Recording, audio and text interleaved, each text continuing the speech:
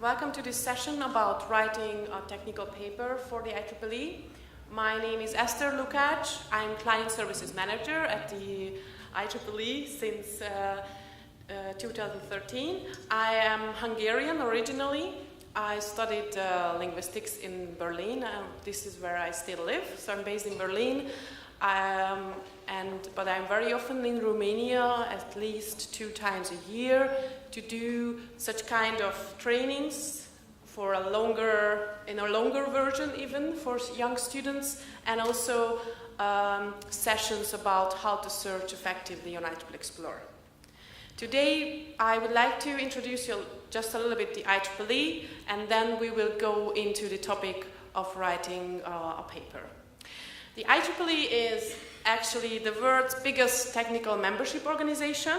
We have members, many members, several thousand members in Romania as well. So we are first of all a membership organization.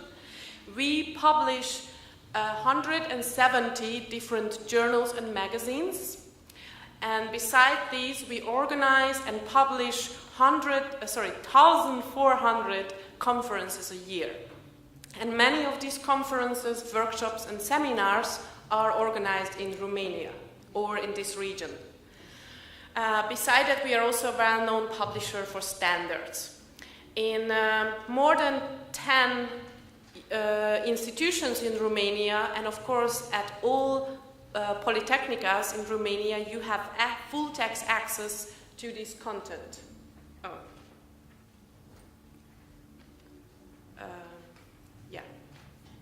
You have full text access. I just put the wrong button. You have full text access to this content.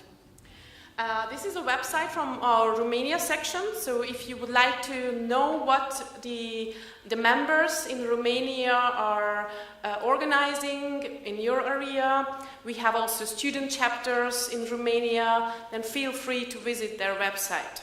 So we have altogether 38 different societies.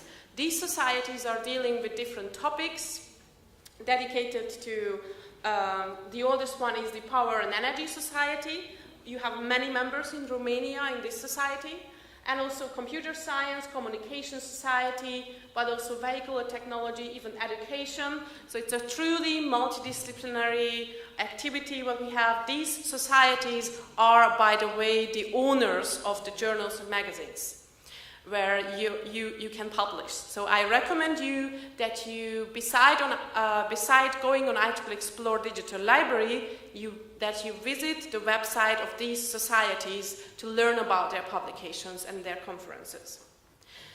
Here you see an overview about the biggest topic we cover. We are very well known for electrical engineering and computer science, but we cover many very important topics. As I said, we are truly multidisciplinary, and you have many universities in Romania have access to our biggest database with access to 3.4 million full-text documents. So, and I would like to give you another overview about other topics we cover which we are not well known yet, or not enough. An example, we have many publications in life sciences even. So whenever you would like to publish a paper about a technology related to life sciences, you will find altogether 8 IEEE publications you have a possibility to publish within, but also geoscience and related fields. We have a journal called Geoscience on Remote Sensing with a high impact factor you could publish within. Also manufacturing engineering and transportation or digital art and technology, just to show you some other topics, game design and transportation. So we are truly multidisciplinary publisher. Currently in Romania, the universities have access to this big database. It is called IEEE IT Electronic Library. This gives you full text access to IEEE journals, all IEEE journals and magazines, and also to all of our conferences, the standards. But you see here some other names. This is the VDE or VDE, Verein Deutsche Ingenieure. Their conference proceedings are also included in this subscription in full text, in English, not in German. And the IET The IET, or the Institution of Engineering Technology, is also a membership organization. They publish very important magazines and journals and conferences. You have full text access to those. Since last year, there is another title we have added to our database. It's called the Bell Labs Technical Journal. It's a very important journal related to telecommunication, and it's published by Alcatel-Lucent. It's available on IEEE Explorer. Why is this important? We have mentioned this today, or I've heard others were mentioning this today. You have to have full text access before you start at all to work on your research project, and you have to have full text access to different databases to work on your research paper. Okay, every year we are adding completely new titles. We start to publish new titles. These are our titles we start this year. There are interesting topics about big data, for example, transportation electrification, systems, man, and cymatics magazines. If you have a subscription, you have automatically access to those. And these are the new titles we're coming up next year. So we are following the new technologies at the IEEE with new publications. So, why do you publish, or why should you publish with the IEEE? That's a question to you. How do you decide generally in which journal or which conference you go? Do you have any tips? How do you decide about those, where to submit an article? Like, do you decide based on Google result numbers, or do you talk to your supervisor, your professor? There are many ways to find this, and this is a first step for young authors, and it's not an easy step to decide which journal they should submit their paper, but there are different measurements of journals, and of course one of the most well-known is the impact factor. Our journals belong to the highest impact factor journals in these technological areas: electrical engineering, electrical and electronic engineering, telecommunications, cybernetics, and so on. So it means that for our researchers, these are probably the #1 journals they should have full text access to and read regularly to be updated about the newest developments. And also for your researchers to get published, these are also the #1 target journals to get published. Yes, so the impact factor is one type of measurement, but we have another measurement where we are also a leader, and this is a measurement how often our publication got cited in patents. We have asked a company to check US and European patents and the citation in these patents, how often the most important organizations, here the top 40 organizations in the US, so how often the patents of this organization are citing publication from different organizations. And the top ones I'm thinking about Intel, IBM, with the highest number of patent applications. So it shows you here the slide that IEEE is very, very highly cited, actually cited 3 times more often in patents than any other publisher. And on the next slide, we have this information also for European patents. Sorry, I will skip this. Here we are as well the leader. And on this slide, you see also the IET, what I mentioned, this organization. You have access to their publications as well. And also some other publisher, like here, the Elsevier Group in second. So this shows you clearly our impact on concrete technical applications, solution products, where companies and countries can earn a lot of money. So we have a clear influence on those. So this is one measurement how to decide, and I will show you what we have currently, how many publications we have in Romania. I run a search, an affiliation search on IEEE Explorer, and I've searched for authors where the primary author was affiliated with an institution from Romania. You see, we have almost 12,000 publications only from Romanian authors. So there is a really big impact, and we have many authors. You will see here some of the most important personalities. And I have here on the second slide, you see here the numbers from all universities in Timișoara, 1,400 publications. So there is definitely a reason why these authors, and you'll see some of those, are publishing with the IEEE. They are using IEEE Explore regularly, and they also regularly go to our conferences and go to our and submit their papers in their journals and magazines. Do you recognize some of the names? Yeah? Okay. So this is the whole list from the for the time 1970 to 2015, and I have also another one from the last 5 years. So you see the number, and this is not the complete list, these are just the first 25. Okay? And these persons are the best expert actually on the topic how to get published at the IEEE. So if you would like to help your students here, you can maybe invite them and do some workshops, or maybe you can do it together in the future. To understand as well where your paper will be visible, it's important for a young author. Of course, the paper will be visible on IEEE Explore in full text, but it will be also searchable and will come up in results in other databases, because we are sharing the metadata of the publications of the articles with other database providers. So who can tell me maybe what metadata of a journal article is, or what can this be? What kind of information do we share with EBSCO and Google Scholar and Web of Science? We have some presents for good answers or questions or any. It's probably the librarians, no. Yes? Any guess? So what summarizes this is the article. So very important part is the title, of course, the abstract, the keywords or subject terms, the name of the authors, and the title of the publication.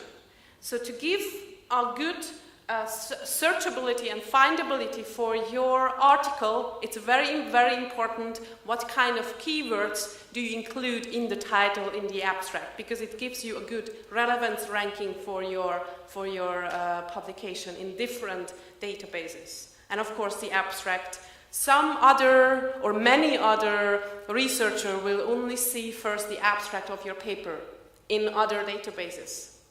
And they have to go to IEEE Explore to download the full text, but it's a very important part of your paper. So, I've mentioned the journal articles and the conference papers. These are both possibilities for authors to get published with the IEEE. And many of you go, and young students first go to conference. Do you know approximately what is the difference between the two different publication types? A journal article and a conference paper? Or do you know when a researcher goes to conference and when they publish a journal article?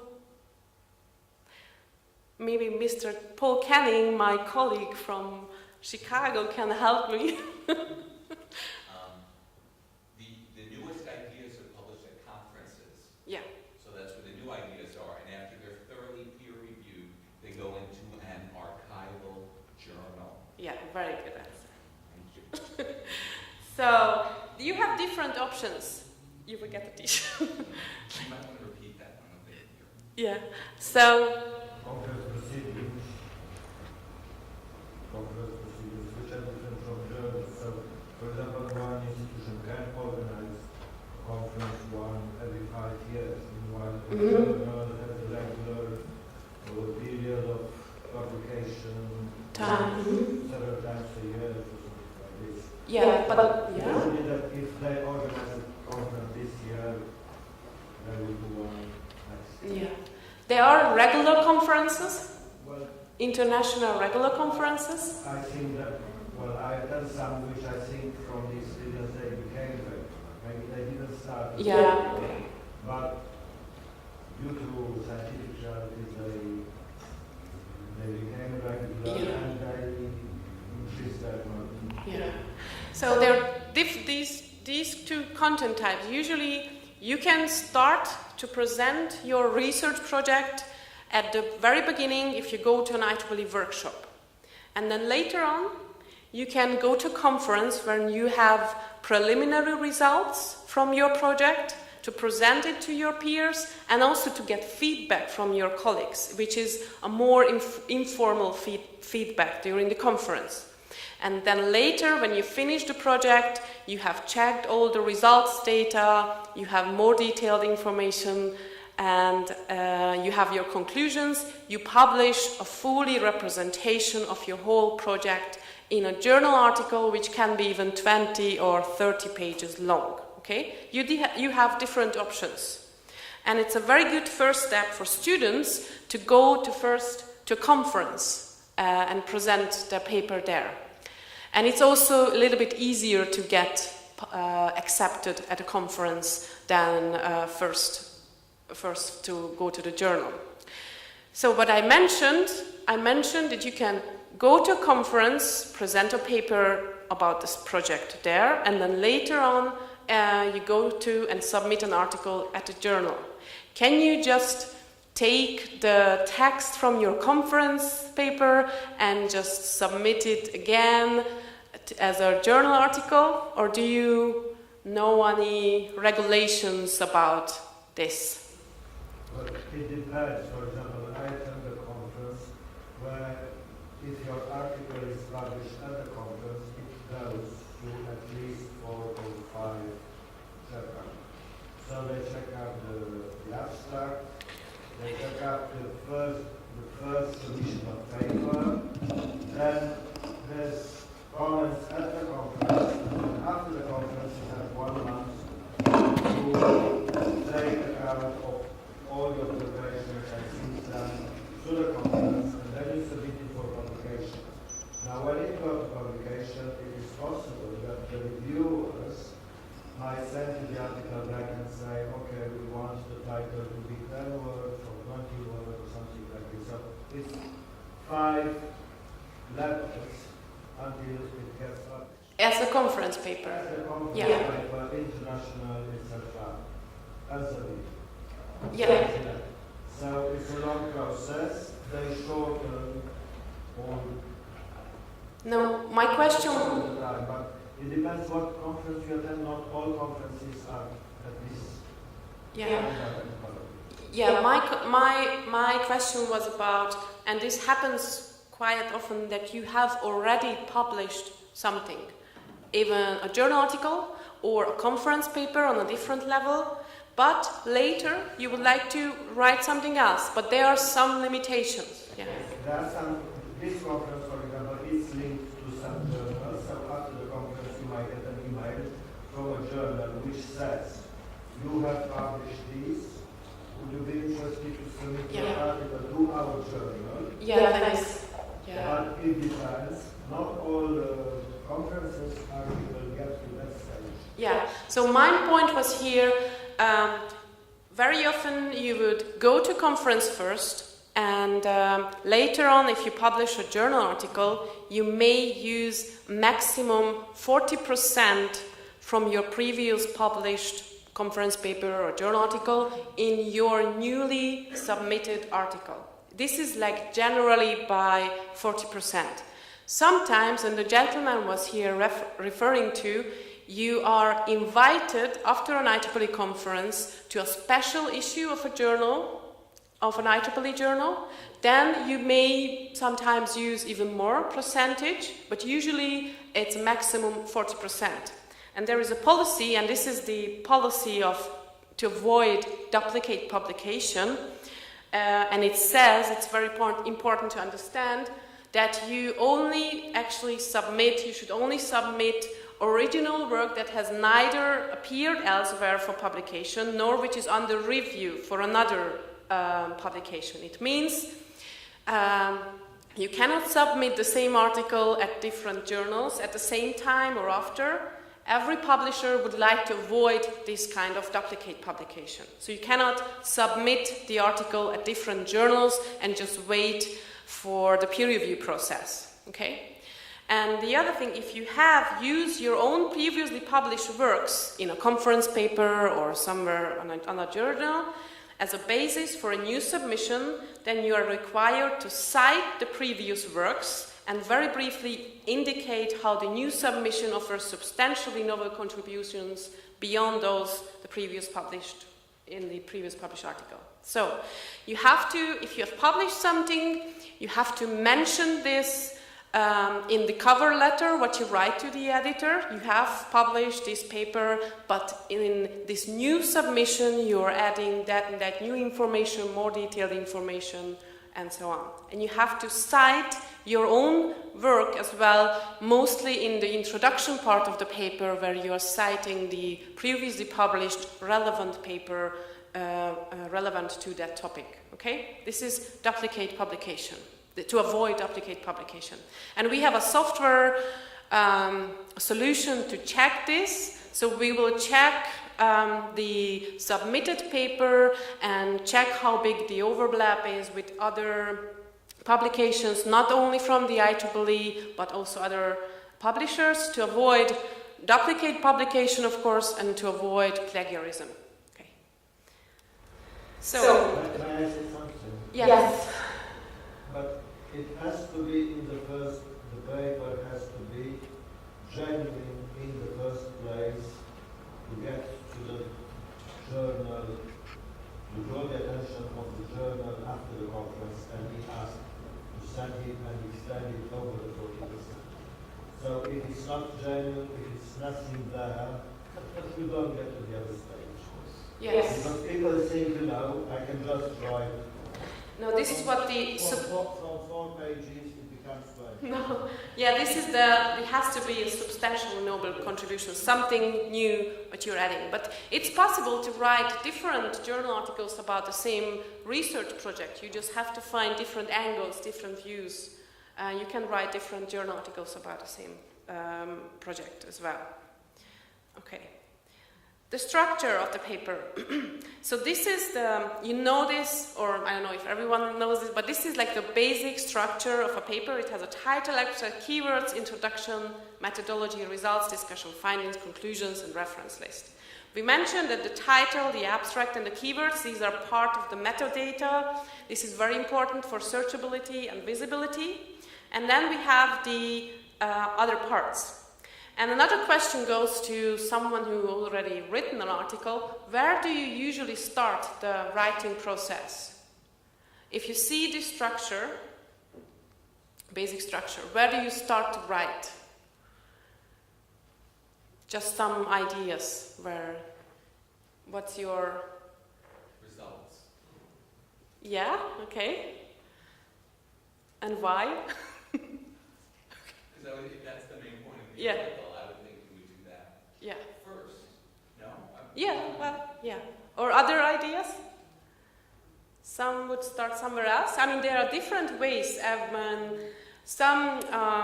A professor said you can start anywhere, just start. But other ideas?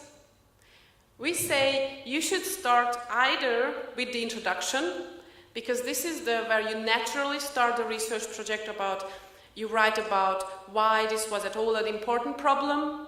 Here you summarize the literature review, the state of the art. This is where you could start. Or you start in the middle, in the methodology, and then after the results. Because this is the core part, this is what you know the best and you have been spending most of the time with. And then you move forward to the conclusion. And if you have written a good conclusion, you can use this as a base for the abstract. This is a very often or common mistake for students, that they start with the abstract, to write the abstract. But we say, because the abstract is summarizing the key points of the article, you should write, or at least finish it at the end of the writing process. Okay? So these are just just suggestions, but as I said, one of the professors said you can start anywhere, just start to write.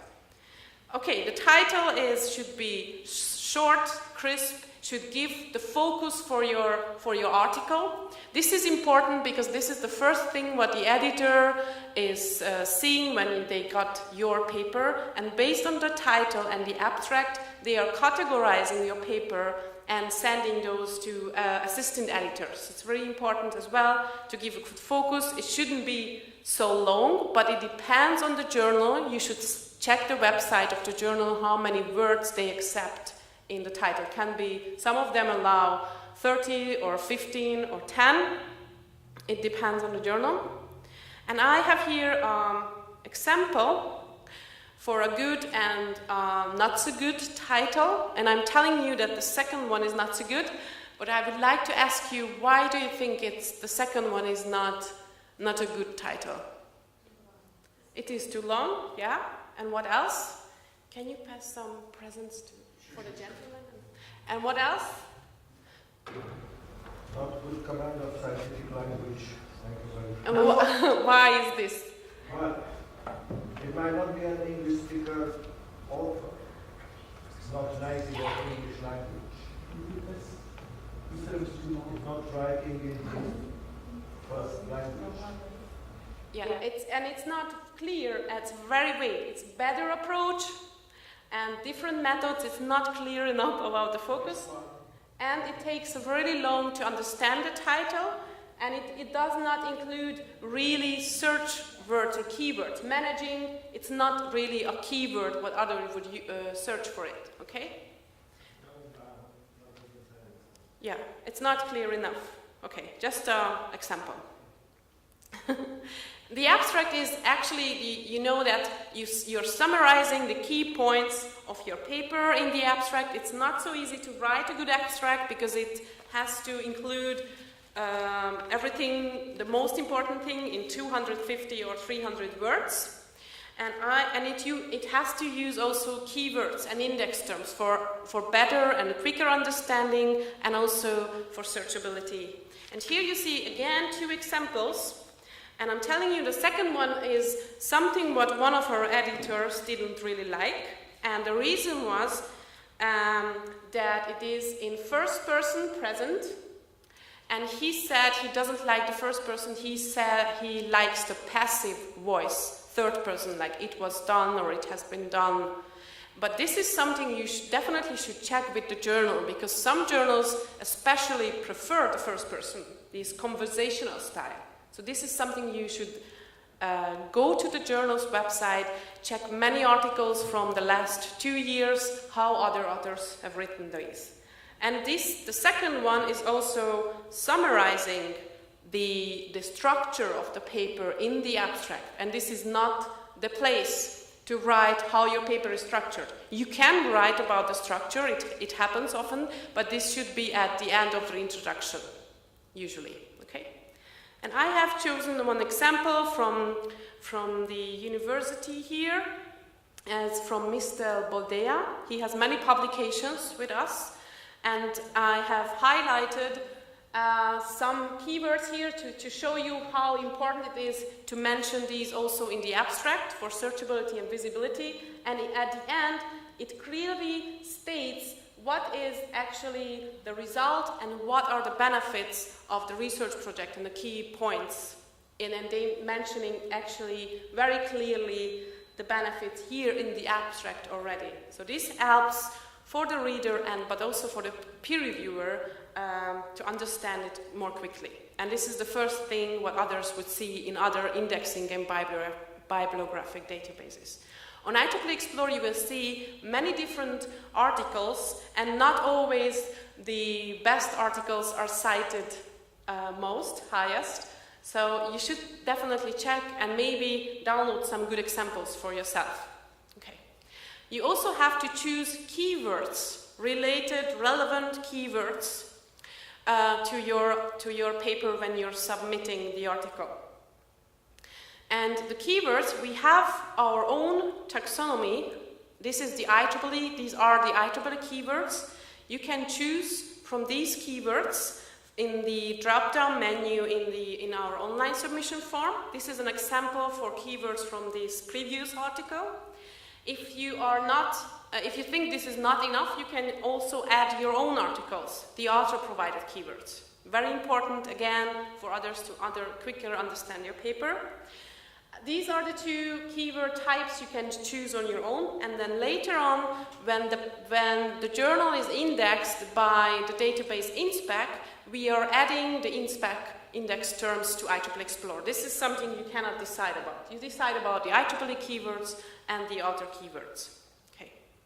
I will maybe go and a little bit quicker about the introduction. You know that in the introduction you're writing about the key problem formulation, why this was at all an important problem, a new and important problem. And here you are summarizing what has been done before, what has been published before. Here you have to show the peer reviewers and the editors that you know the newest and the most relevant articles which are directly supporting your article, and you have to name those, cite those, from the last 2 years, 5 years. Yes, and show that you have done your homework. This is why it's important, of course, to have full text access to databases and the articles. I have another question. I've mentioned full text access. Many students are using Google Scholar as a base, as a starting point for their research. But I've mentioned before that Google Scholar is indexing the metadata of our publications, so the title, the abstract, and the keywords. But what kind of information can you find in the full text, which is very likely not mentioned in the abstract? So the difference, what you can find maybe in the conclusion part of a paper, very often, which is not mentioned in the abstract. No? What kind of ideas in the conclusion? The conclusion part very often writes, or should actually mention the benefits and explain the benefits for the industry and for other researchers, and also mention the future ideas, the ideas where the researchers would follow on with their own research. Okay. And if you're a PhD student, it's really important that you use full text searching in preparation for the paper, because you have to know everything which has been published in your field. Don't miss something because something was not mentioned in the abstract. It's really important. The full text searching is available on IEEE Explore Digital Library directly, and this is what you would not find on Google Scholar. Okay? So here you write in the introduction about the problem formulation. At the end of the introduction, you can write how the paper is structured. In the methodology part, this is the core. We mentioned you could start here as well. This is the first part you could start. This is actually where you write about the problem formulation, and you describe here the processes and the methods what you used in your project. And this part should be written very objectively, without any I don't have a card, sorry.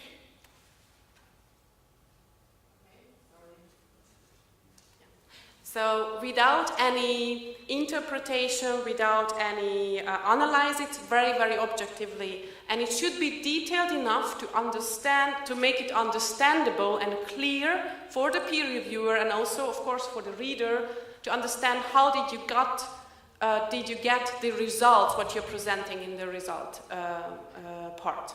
So methodology, it's objective description of the processes and the methods you've used. And here you will see on IEEE Explore very often, to underline and make it easier to understand, many figures and pictures of, or all figures and pictures of the full text article are visible always on the top of the page of the HTML article. So you can see those, you can click on the high resolution image and download even those from the HTML article. Many of you are going to the PDF only, which is really good to go to the PDF, download it to your computer, but check out the HTML because there you can download, see the figures at once, at one tab to understand it quicker. And also, this is really, really cool, if you are using LaTeX, the program, the software LaTeX, you can see all the equations in the HTML in text source.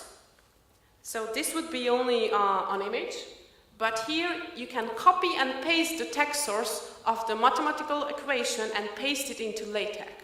And of course, your paper, if you use equations, and there are many at IEEE, you will be visible like this. So don't just download the PDF, but check also the HTML version, because it has some additional features. Okay, the results and discussion. Here is where you present your results. You write about actually what did you find out, what's new, what's about your result, which has been not yet been published or what was not known before. Here you can also summarize or compare your results with all previously published results in other papers. And actually here the peer reviewer and the reader as well will check carefully if you in fact found a better solution for the problem which was not known before. And they will really carefully check how did you describe the processes and the methods you used and how did you got actually those results. Okay. So this is a really brief summary. In a longer, if I would have more time, I would go more into detail into this. The conclusion part is the last part. This is where you summarize, again, the key points of your paper. And as I mentioned, you have to explain your research. You have to make it clear what are the benefits for the industry and also for other researchers, and make future ideas. How others could use your research in the future. The reference list. This is a very important part. Many peer reviewers are going directly after checking the title and the abstract, they go and check your reference list. And if they found information or literature there which is not scientific enough, or it's not from a peer-reviewed or vetted literature, they will probably immediately reject your article. I have met peer reviewers many times, and this is what they said, that they checked the reference list. The reference list should, as I said, use only that directly support your work. And this kind of information you should check. What kind of information or literature you think it's not, should not be used in a scientific journal article? Wikipedia, yes, very good. You should not cite a diploma thesis or a master thesis. You should not cite abstract-only information. You should cite if you've seen the full text. And it helps for the peer reviewer if you are citing literature which is easily accessible online, which has been published online. And it also helps for the peer reviewer if you are naming and checking the DOI number of the publication. This is the digital object identifier, because he or she can just click on that and he will be immediately linked to the website there. Okay? And we have a very nice functionality to create this reference list. You are probably working with citation management programs for RefWorks or EndNote, or there is from Mendeley, or even LaTeX, Zotero, and so on. So you can download the citations and collect those citations in these citation management systems, and you can convert the different citation styles into the IEEE style, into the style of the journal. So it helps you to generate very easily the correct style for the IEEE journal. So you just go to download the citation, you choose which format you like, and you see you can download this basic information how to cite. It helps you definitely to create the data. Good. So the peer review process is, this is an example. this is an example of the peer review process when the paper is received by the editor-in-chief. So they are actually deciding based on the title, the abstract, to categorize your paper and send it to the assistant editor. And the assistant editor is contacting the peer reviewers. So bigger journals, they're working with a pool of peer reviewers, like 300 different experts. You don't know these experts. These are international, maybe a professor or an engineer, definitely an expert in your field. And at least the paper will be sent usually at least to 5 peer reviewers, and at least 2 or 3 will decide about the paper. Okay. But if you think you are working in a very niche, small area, you may suggest a list of peer reviewers. It will not necessarily be accepted, but sometimes journals, they are asking you to send them a list of peer reviewers. But usually the peer review process is a double-blind process where either the peer reviewer nor the author, they don't know each other. Okay, double-blind process. But this is definitely a longer process. You have to think about, before you submit your article, that it can take up to 3, 6, or sometimes 12 months to get an answer. So you have to calculate this time if you know you have some deadlines. And then you can have some different answers. If your paper is straight accepted, that's great. This rarely happens, but that's the best. Or it's more likely your paper will be accepted with minor or major revisions. It means you will get an email from the editor that you have to double check some mistakes or some smaller parts where you have to change something in the paper. So then you have to send it back within 30 days. Usually you have a deadline and you have to keep this deadline.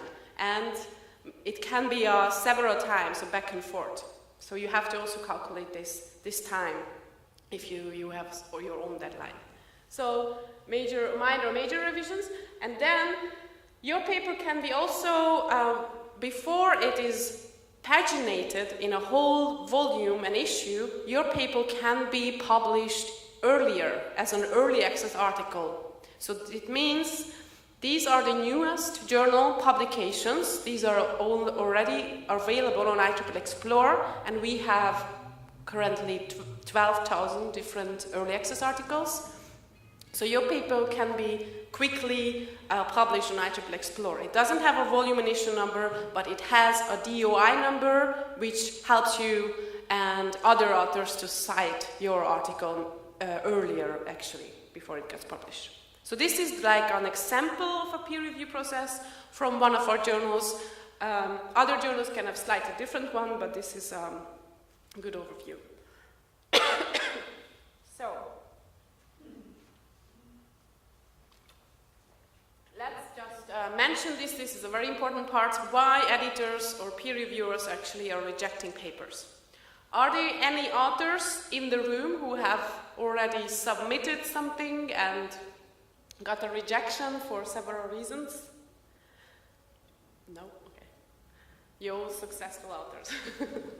So, very often the first thing is that the paper was not a good fit for the publication. It can have different reasons. It's a very important, and it's very often actually. You have to decide very early, actually, before you start to write the article, which journal you would like to submit it.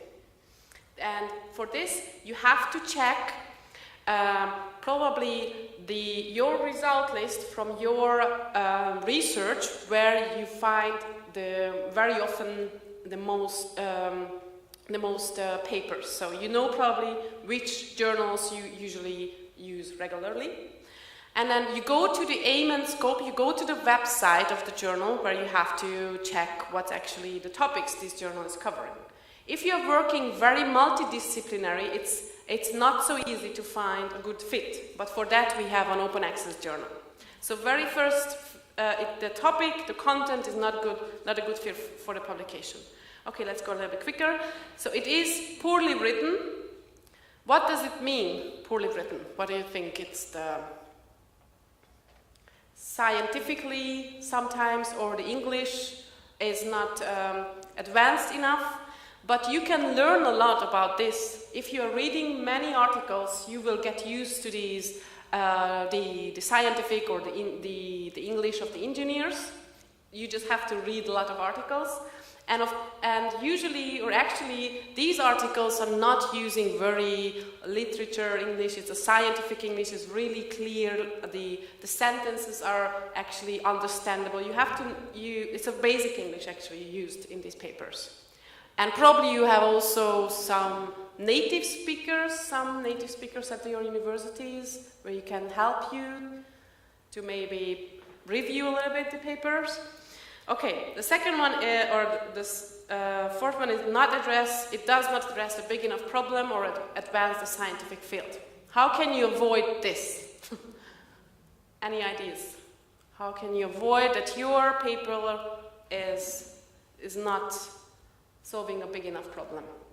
How can you learn about the problems, existing problems? From publications. Perhaps you must have a good documentation to read the best research papers. Yes.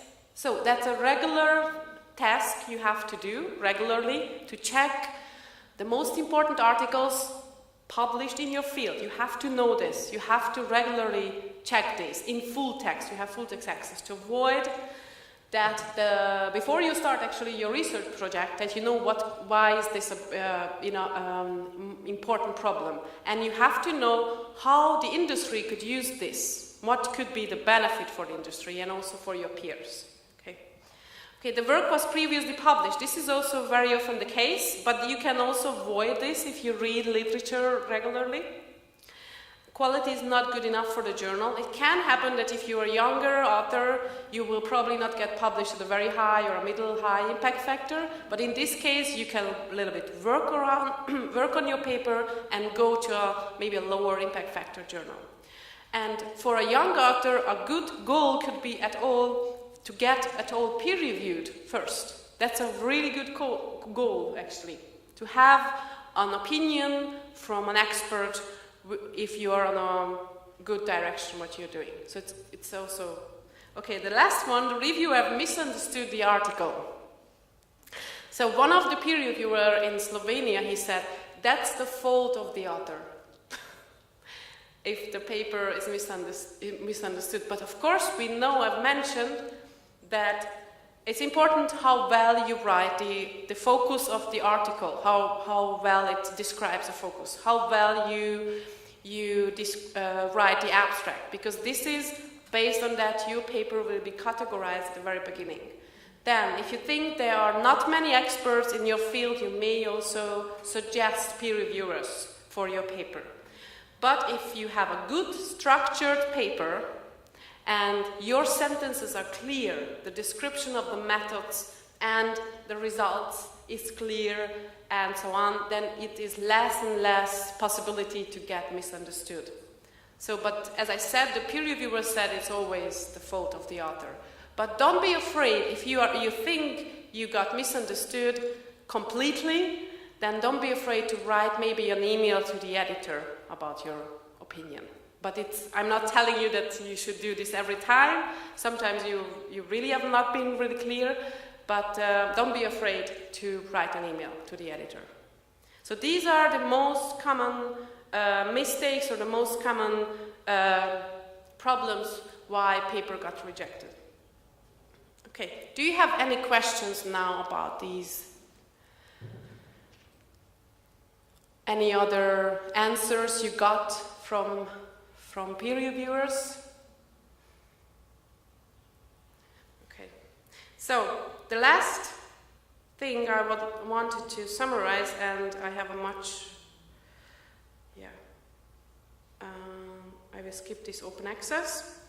To summarize that we have on IEEE Explore many articles which are writing exactly about this topic. You can learn, if you go to IEEE Explore Digital Library, just search for authorship or technical writing, you will find many publications written for you.